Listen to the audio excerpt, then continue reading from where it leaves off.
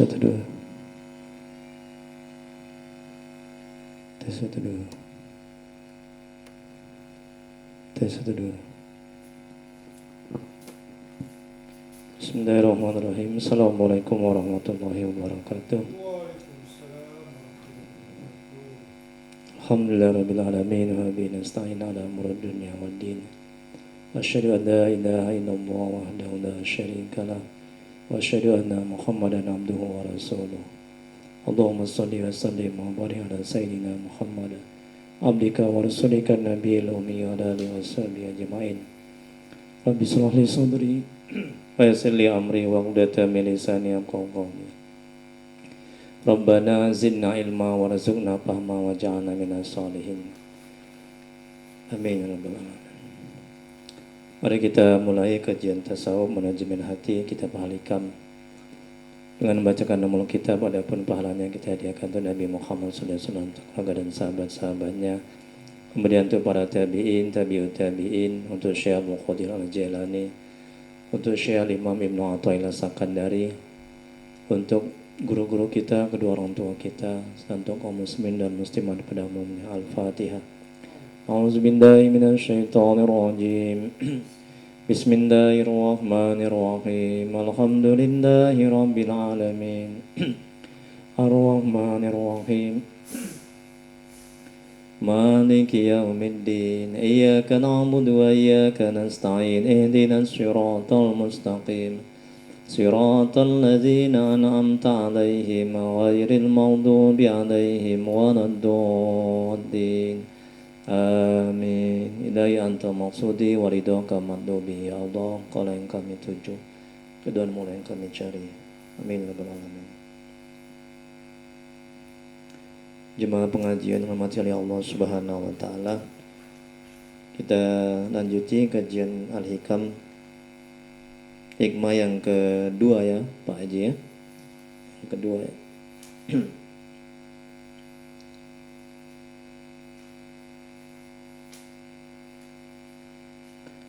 Syekh Al-Imam Ibnu Athaillah Sakandari, semoga Allah merahmati dan meridhoinya.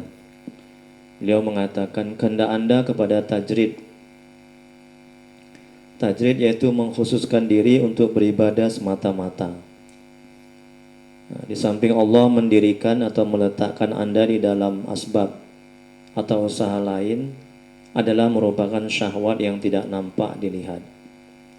Kehendak Anda kepada asbab, ya, di samping Allah mendirikan Anda di dalam tajrid, berarti turun dari himmah atau hasrat yang maha tinggi. Kita lihat penjelasannya. Keinginanmu untuk menjauhi semua sarana penghidupan duniawi dan tidak mau berpayah-payah dalam menjalaninya. Padahal Allah telah menyediakan semua sarana itu untuk engkau jalani. Bahkan saat menjalaninya, agamamu tetap terjaga. Sifat tamak tetap jauh darimu. Ibadah lahir dan keadaan batinmu juga tidak terganggu. Maka keinginan semacam itu merupakan syahwat khafiyah atau keinginan yang tersamar. Karena yang menginginkannya beralih adalah nafsu dan hanya menginginkan ketenangan. Nah, jadi kalau kita sudah ditetapkan Allah, ditakdirkan Allah di maqam atau kedudukan asbab, ya, jangan kita kepindah ke tajrid. Nah, jadi maqam asbab, kedudukan asbab ini adalah kedudukan di mana di samping dia bekerja, ya, dia tetap istiqomah menjalankan ibadah. Hatinya tenang. Ini maqam asbab, ya. Hatinya tenang. Kemudian dia bisa beramal ma'ruf nahi mungkar. Nah, dia menjalankan perintah Allah dan meninggalkan larangan Allah. Nah, kalau sudah Allah tetapkan demikian kedudukan kita, jangan kita pindah ke maqam tajrid. Maqam tajrid ini maqam di mana seorang hamba itu sudah nggak lagi bekerja. Artinya sudah dimudahkan semua semua penghidupannya. Nah, ya, sudah dimudahkan oleh Allah. Ya, baik kebutuhannya sehari-hari. Nah, itu maqam tadrin. Jadi Alimah mengatakan kalau kita sudah ditempatkan, ditakdirkan, ditetapkan Allah di maqam, di kedudukan asbab, ya jangan kita pindah ke maqam tajrin. Kalau kita pindah itu namanya syahwat khafiyah, keinginan yang tersamar, dan itu nggak baik. Nah, jadi tetap aja kita istiqomah dalam keadaan kita, yaitu tetap kita bekerja untuk memenuhi kebutuhan kita. Ya, di samping kita bekerja juga kita beramal ibadah. Nah, jadi kita bukan wali-wali Allah, ya, orang-orang soleh. Kalau wali Allah, orang soleh itu sudah duduk di makam tajrid, ya kan? Mereka sudah nggak lagi bekerja. Nah, adapun rezeki sudah Allah kasih. Nah, dari segala arah. Nah, itu. Adapun orang soleh atau wali Allah yang bekerja, ada memang. Nah, ada sebagian wali Allah, orang-orang soleh itu yang sudah duduk di makam tajrid, mereka bekerja. Mereka bekerja itu semata-mata untuk menjalankan perintah Allah saja. Ya. Bahkan Nabi juga ada yang bekerja kan, ada yang berdagang kan, ada yang bertani kan, Nabi. Nah, itu. Kemudian berikutnya, sebaliknya keinginanmu untuk bekerja dan berusaha keras mencari penghidupan duniawi. Padahal Allah telah menyediakannya untukmu dengan mudah tanpa harus bersusah payah. Ini wali-wali Allah, orang-orang soleh, orang yang sudah dekat kepada Allah, orang yang sudah mengenal Allah. Ya, tanpa harus bersusah payah, misalnya dengan dipenuhinya semua sandang dan panganmu, dan engkau tetap merasa tenang dan damai meski kekurangan. Bahkan engkau tetap bisa terus beribadah dengan tekun. Maka sikap seperti itu sama saja dengan mundur dari tekad luhur, karena engkau sekarang cenderung bergantung kepada makhluk, padahal sebelumnya engkau bergantung kepada Allah. Ini sebaliknya. Nah, jadi kalau seseorang itu sudah ditakdirkan, ditetapkan Allah di maqam tajrid, ya inilah wali-wali Allah, ya orang-orang soleh yang sudah dekat kepada Allah. Jangan pindah ke maqam asbab, ya. Nah, tetap aja dia ibadah aja dia ibadah. Nah, zikir, perbanyak beramal ibadah. Nah, itu, ya. Jadi kalau dia pindah ke maqam asbab, dia mau bekerja, ya, maka ini kata Imam turun dari himmah atau keinginan yang tinggi. Nah, itu.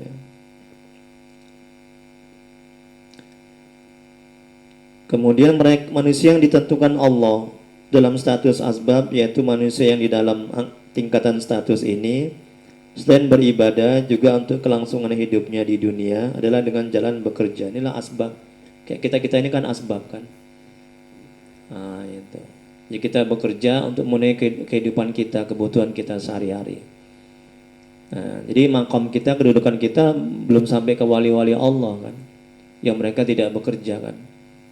Nah, tapi rezeki Allah berikan dari yang tidak disangka-sangka. Kan Allah bilang dalam Al-Quran itu kan, barang siapa yang bertakwa, ya kan, maka Allah akan cukupkan rezekinya, maka Allah akan mudahkan urusannya, maka Allah akan tolong dia, akan diberikan dia rezeki dan yang tidak disangka-sangka. Nah, itu dari segala arah. Jadi manusia yang ditentukan Allah dalam status asbab, yaitu manusia yang dalam tingkatan status ini, selain beribadah juga untuk kelangsungan hidupnya di dunia adalah dengan jalan bekerja. Apabila tidak bekerja maka tidak bisa hidup. Nah, tanda bahwa Allah menempatkan seorang dalam maqam asbab ialah berkah rezeki yang didapatnya. Apa itu berkah? Nah, berkah itu adalah bertambah. Berkah itu adalah cukup. Berkah itu adalah ketenangan batin, ketenangan hati. Nah, berkah itu adalah kebaikan-kebaikan yang Allah berikan. Banyak kebaikan yang Allah berikan. Nah, jadi yang kita cari kan keberkahannya kan dalam rezeki ini. Sehingga tidak tamak dan ragu terhadap hak orang lain dan hatinya tentram serta harta yang didapatnya dikeluarkan di jalan Allah. Nah, ini ciri-ciri orang yang didudukkan di makam asbab. Yang kayak kita inilah, hati kita tenang, tentram. Kemudian kita bisa beramal ma'ruf nahi mungkar, ya kan, mengajak kebaikan, ya kan, kita sedekah, berbuat banyak kebaikan. Ini kita makam asbab. Nah ini, ya. Nah, kalaupun kita nggak ada duit, misalnya hati kita tenang, ini ciri-ciri makam asbab. Kita tetap menjalankan perintah Allah dan meninggalkan larangan Allah. Nah, ini makam asbab. Nah, kalau sudah begini kita jangan pindah ke makam tajrid. Jangan kita nggak bekerja sama sekali, hanya berzikir, hanya ibadah aja. Nanti rusak akidah kita, nanti rusak keimanan kita, nanti goyah kita, ya. Nah, itu. Nanti bisa putus asa kita. Nah, nanti bisa bisa berhenti kita dalam beramal ibadah, ya. Nauzubillah min dzalik. Nah, jadi kita jangan pindah ke makam tajrid, ya. Tetap aja kita di makam ini. Nanti Allah sendiri yang mindahkan kita, ya kan, kalau sudah waktunya. Bagi Allah itu nggak sulit. Allah melihat hambanya, dia ini sudah pantas belum duduk di makam tajrid, kan gitu. Ya, sudah pantas belum, sudah siap belum. Jadi Allah tuh maha tahu setiap keadaan hambanya ini. Nah, kalau kira-kira dia belum pantas, belum siap, maka Allah nggak akan pindahkan dia ke makam tajrid. Tetap aja dia di makam asbab, ya. Kemudian ini firman Allah dalam Al-Quran yang artinya barang siapa yang bertakwa kepada Allah. Nah, ini kan dia kan. Nah, maka Allah akan memberikan jalan keluar dari kesulitan-kesulitan untuk orang itu. Dimudahkan. Nah, inilah wali-wali Allah, orang-orang soleh. Ya. Dan Allah akan memberikan rezeki kepadanya dari sumber yang tiada pernah dipikirkannya. Tengok kan. Nah. Dan barang siapa yang bertawakal kepada Allah, maka Allah akan mencukupkan keperluannya. Sungguhnya Tuhan itu melaksanakan kehendaknya. Sungguh Allah telah mengqadarkan bagi tiap-tiap sesuatu. Quran surah At-Talaq ayat 2-3. Yang penting kita ibadah aja, ya. Jalankan perintah Allah, tinggalkan larangannya. Kemudian berikutnya, maka menurut akhlak ilmu tasawuf tidak boleh kita berpindah ke status tajrid. Nah, ini kan dia kan. Kalau itu yang kita lakukan, maka itu adalah syahwat, keinginan semata-mata yang tersembunyi di dalam diri kita. Kan syahwat, keinginan itu nggak baik. Ya. Kalau kita mau pindah ke makam tajrid hanya melulu ibadah, nggak mau kerja lagi, ya, nggak mau cari nafkah lagi. Kan Allah maha kaya, kan gitu kan orang kan. Ya memang betul Allah maha kaya, nggak salah. Kan janji Allah barang siapa yang beriman, nah, barang siapa yang bertakwa Allah akan cukupkan rezekinya. Ya betul memang, kan itu kan janji Allah. Nah, tapi lihat kedudukan kita ini apa, di mana, ya kan? Kita bukan wali-wali Allah, kita bukan orang-orang soleh, kita belum dekat kepada Allah, kita belum mengenal Allah.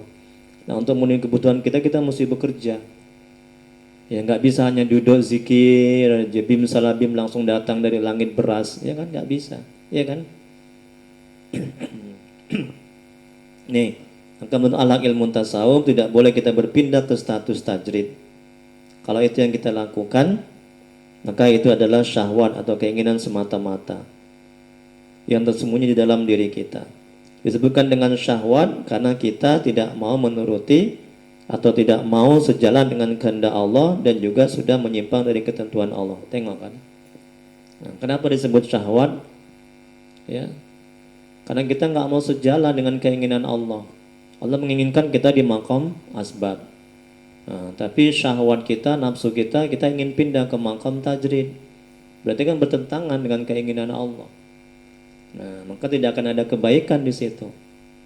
Nah, seharusnya keinginan Allah yang kita turuti, yang kita ikuti, bukan keinginan syahwat kita. Bukan keinginan nafsu kita, hawa nafsu kita. Ya syahwat, hawa nafsu itu keinginannya buruk, nggak ada yang baik. Ya. Nah, ini akan mengakibatkan keimananmu akan goyah. Tengok kan, goyah jadinya.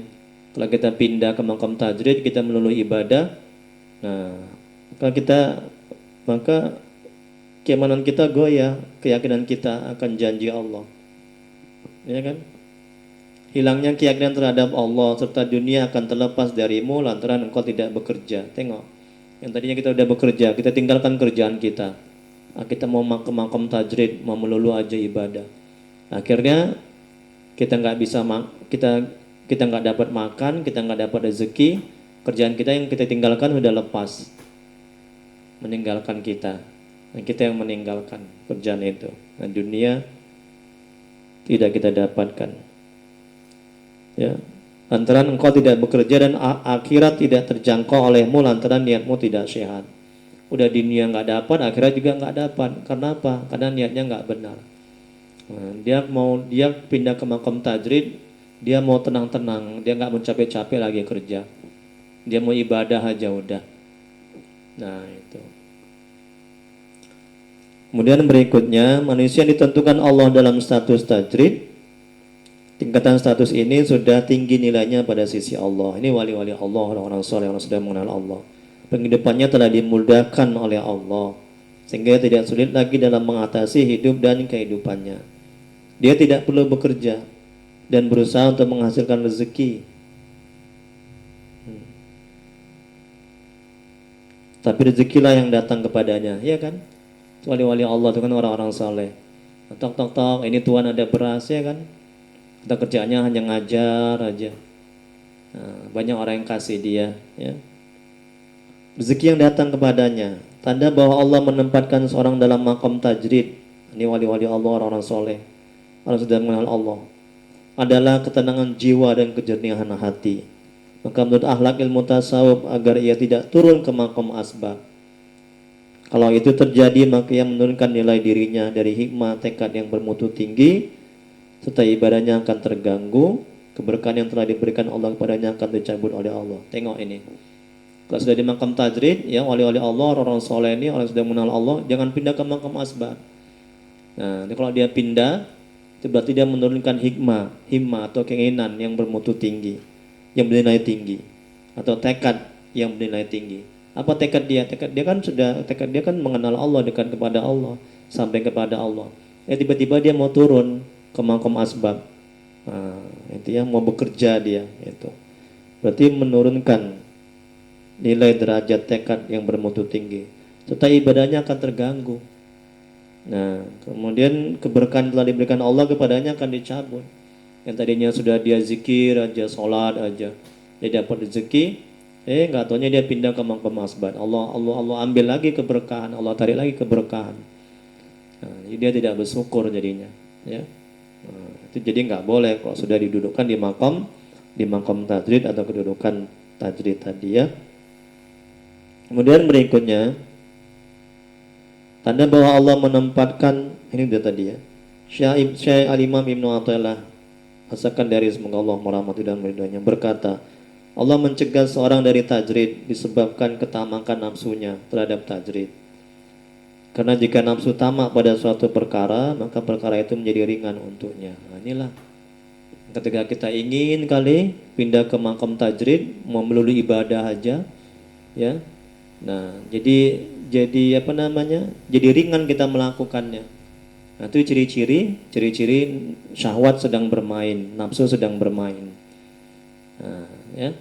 Tapi kalau misalnya berat melakukannya, nah itu ada kebaikan. Tapi kalau kita ringan melakukannya, pindah ke makam tajrid, berarti tidak ada kebaikan di situ.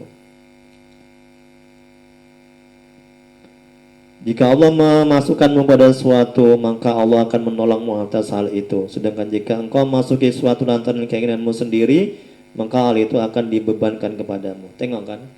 Kalau kita pindah ke makam tajrid dengan keinginan kita, nafsu kita, maka Allah lepas tangan.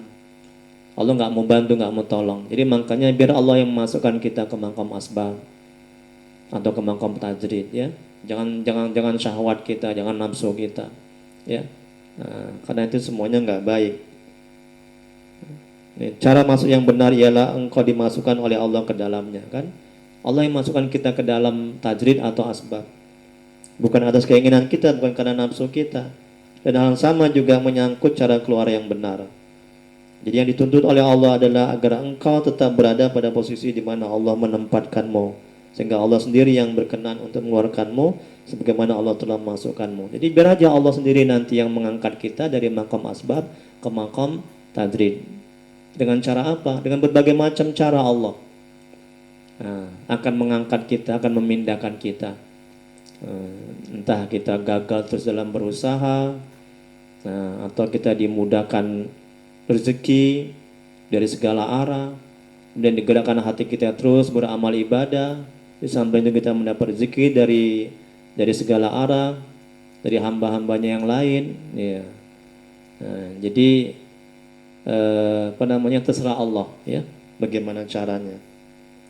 Kemudian berikutnya, apabila kita dalam tiap-tiap keadaan hidup dan kehidupan selalu berpegang kepada Allah, bertawakal, menyerah diri dan tidak melupakan Allah, maka Allah Maha Pengasih dan Penyayang akan menuntun kita kepada jalan yang benar. Tengok kan? Nah, jadi udah istiqomah aja dalam beramal ibadah, nanti Allah sendiri yang masukkan kita di makom tajrid atau makom asbab. Kemudian seorang ulama berkata, suatu ketika saya meninggalkan asbab, sebab itu meninggalkan perkara duniawi, dia nggak kerja lagi untuk beribadah semata-mata. Nah, kemudian saya kembali kepada kerjaan lagi, ternyata sebab itu telah meninggalkan saya. Tengok kan, dia udah kerja, dan kemudian dia berhenti bekerja untuk ibadah semata-mata. Yang ternyata dia goyah, pas dia mau kembali lagi bekerja, ternyata udah nggak dapat lagi kerjaannya. Nah, sehingga saya tidak bisa kembali kepada kerjaan itu. Ya, wallahu a'lam. Hanya Allah yang Maha mengetahui. Insyaallah kita lanjuti minggu depan penjelasan yang ketiga dan keempat. Ada pertanyaan Pak Haji? Nanti habis sisa kita masuk fikih kalau Pak Haji ada waktu. Oke, kalau nggak ada kita doa dulu ya. Astagfirullahaladzim, astagfirullah. Allahumma sholli ala sayyidina Muhammad. Bismillahirrahmanirrahim. Alhamdulillahirabbil alamin. Hamdan yufi ni'amahu wa yakfi mazidah. Ya Rabbana lakal hamdu kama yanbaghi li jalali wajhika wa 'azimi sultanik. Allahumma sholli ala sayyidina Muhammad wa ala ali sayyidina Muhammad. Ya Allah ya Rahman ya Rahim, dengan keberkahan dan kemuliaan Nabi Muhammad sallallahu alaihi wasallam, keluarga dan sahabat-sahabatnya, dengan keberkahan dan kemuliaan Syekh Abdul Qadir Al-Jailani, ampuni ya Allah dosa kedua orang tua kami. Ampuni sebesar apapun masa lalu mereka. Terima amal ibadah mereka. Terima tempat mereka. Kasihilah mereka ya Allah. Ya Allah, ampuni dosa orang tua kami yang telah mendahului kami. Jauhkan mereka dari siksa kuburmu. Jadikan kuburan mereka taman-taman surgamu. Tempatkan mereka di surgamu sebaik-baik surga ya Allah. Ya Allah, ampuni dosa-dosa kami. Ampuni sebesar apapun masa lalu kami. Terima amal ibadah kami. Terima tempat kami. Kasihilah kami ya Allah. Mudahkan rezeki kami dan berkahi, mudahkan urusan kami dan berkahi, panjangkan umur kami dan berkahi ya Allah. Ya Allah, jadikan rumah tangga kami rumah tangga yang sakinah mawaddah warahmah. Jadikan anak-anak kami yang soleh dan soleha ya Allah. Rabbana atina fid dunya hasanah fil akhirati hasanah wa qina azabannar wa sallallahu alaihi wasallam Muhammad wa alihi wasallam. Subhana rabbika rabbil izzati amma yasifun wa salamun alal mursalin walhamdulillahi alamin. Assalamualaikum warahmatullahi wabarakatuh. Allahumma sholli ala sayyidina Muhammad. Taqabbalallahu minkum.